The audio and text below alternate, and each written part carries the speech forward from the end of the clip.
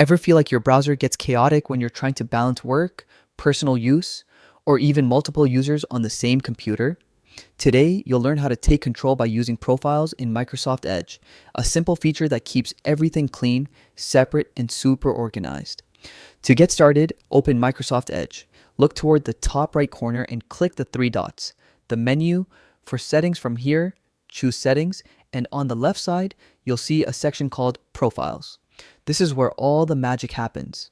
Inside Profiles, you'll find an option to add profile. Click it to create a new one. This is perfect if you want separate setups for work, school, personal browsing, or even shared family use. Once the profile is created, Edge automatically switches you into it.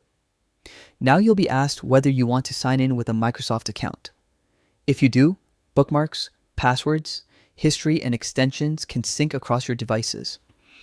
If you'd rather keep things isolated and fresh, choose to continue without syncing. Switching profiles is just as easy. At the top right corner, click your profile icon and you'll see all the profiles you've created. Select one and Edge opens it in a new window, each with its own browsing data, settings, and look. Speaking of looks, you can customize each profile individually. Head into Settings, then Appearance, where you can switch between light or dark mode and choose a theme color.